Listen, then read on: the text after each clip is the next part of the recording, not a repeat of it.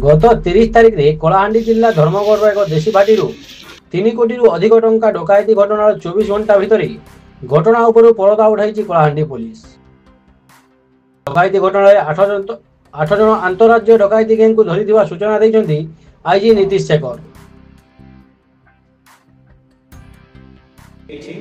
तो डकैती है प्रथम टार्गेट था केमती माने डकैत माने को धरिबा जो टंका रिकवरी करबा किंतु एबे आमा पाई गोटे क्वेश्चन आइछि एते ह्यूज अमाउंट रे कैश गोटे भाटी आसिला केमती तो से विषयटा एबे हमर जो इन्वेस्टिगेशन अछि से दिगरे जिबा हमें वेरीफाई करिवो कि प्रकृत रे एटा मदर बिक्री रे टंका अछि कि आउ कोन अछि से विषय दिग भी हमें जिबो निश्चित जेहेतु एत टंका रिकवरी है इनकम टैक्स डिपार्टमेंट को भी से विषय अवगत कराया भी इनवॉल्वमेंट रही सर एक्चुअली भाटी मालिक को अंचल लोक ना कौन भाटी माटी ना एक्जेक्टली मु कहि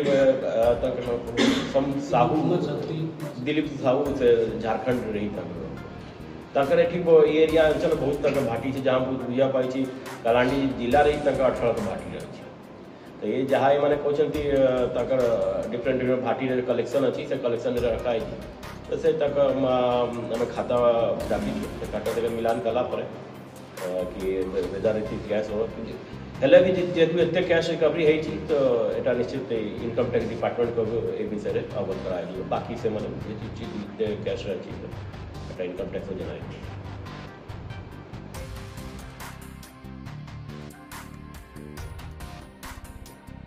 डकायत मानक झारखंड राज्यर विभिन्न अंचल पुलिस गिरफ्त कर निकट नगद 3 कोटी 51 लाख टंका बंदूक गुली अपराध व्यवहृत गाड़ी और मारणास्त्र आदि जबत कर कलाहांडी पुलिस।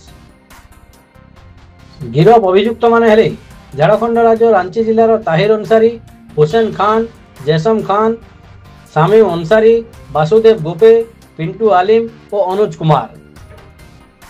कही रखा चाहे बुझे गत 30 तारिख विलंबित राति प्राय 8 जन डकायत मारणास्त्र धरी देशी भाटी रे पशिथिले सेठारे बंदूक और मारणास्त्र देखाई धमक दे टंका लुटि नहीं एने धर्मगढ़ थाना एक मामला रुजु होता।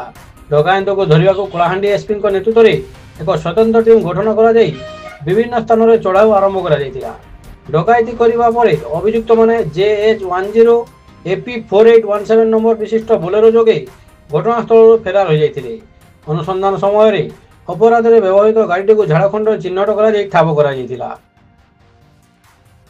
पुलिस तदंत बेले 2 अभियुक्त सिराज अंसारी और कामेश्वर यादव पुलिस गाड़ी को लिफ्ट मागी पुलिस हाथ में धरा पड़ते पर अन्य अभियुक्त मानक झारखंड गिरफ्त करिछि कलाहांडी पुलिस।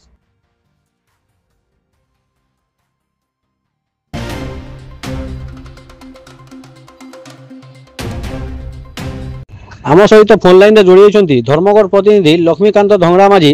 चलतु जाना पुलिस इन्वेस्टिगेशन केमिति रही और 24 घंटा मध्य पुलिस केमिति डकायत मान धरबार सफल होता। लक्ष्मीकांत कौन कहे केमिति रही पुलिस इन्वेस्टिगेशन पुलिस 24 घंटा भीतर चोर मान डकायत मान धरबार केमिति सफल होता।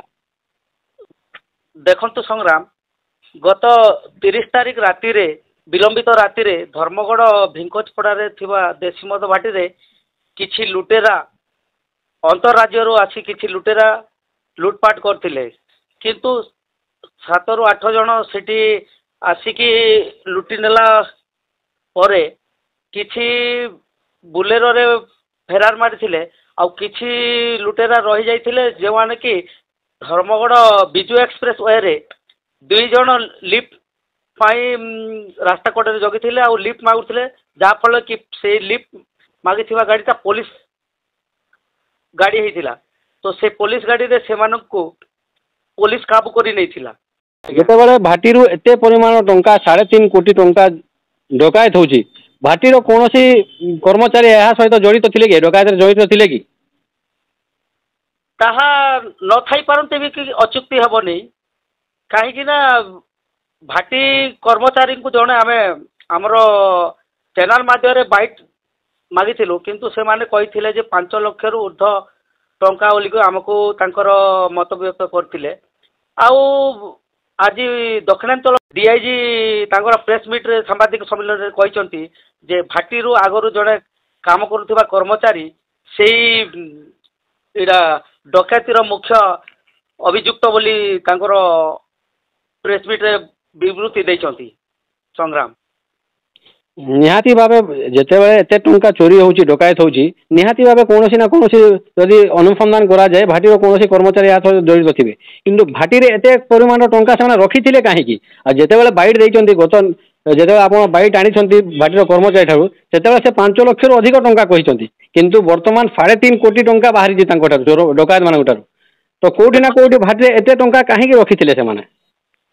ଦେଖନ୍ତୁ ଇନକମ୍ ଟ୍ୟାକ୍ସ କୁ ଏହାର ତଦନ୍ତ ପାଇଁ ସେ ପ୍ରେସ୍ ମିଟ୍ରେ ବିବୃତ୍ତି ଦେଇଥିଲେ କହିଥିଲେ ଆଉ କିଛି ନା କିଛି ତାଙ୍କର କିଛି ଉଦ୍ଦେଶ୍ୟମୂଳକ ଭାବରେ ଏଇଟା ଟଙ୍କା ଥିବାର କିଛି ଅନୁମାନ କରାଯାଉଛି।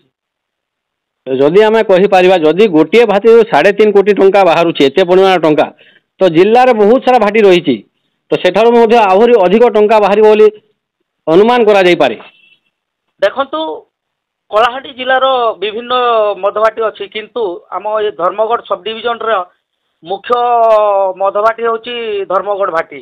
ତ ଅନୁମାନ କରାଯାଏ ବିଭିନ୍ନ ଭାଟିରୁ ତାଙ୍କର ଯେଉଁ ମାସିକ ଆଦାୟ କରିକି ତାଙ୍କର ଯେଉଁ ଡିପୋଜିଟ୍ କରିବା ପାଇଁ ବୋଧେ ଏଇଠି ଆଣିକି ଜମା କରି ରଖୁଥିବେ ଏହା ଏମିତି ଅନୁମାନ କରାଯାଉଛି। ସଂଗ୍ରାମ, ଆପଣଙ୍କ ସୂଚନା ପାଇଁ ଧନ୍ୟବାଦ ଲକ୍ଷ୍ମୀକାନ୍ତ।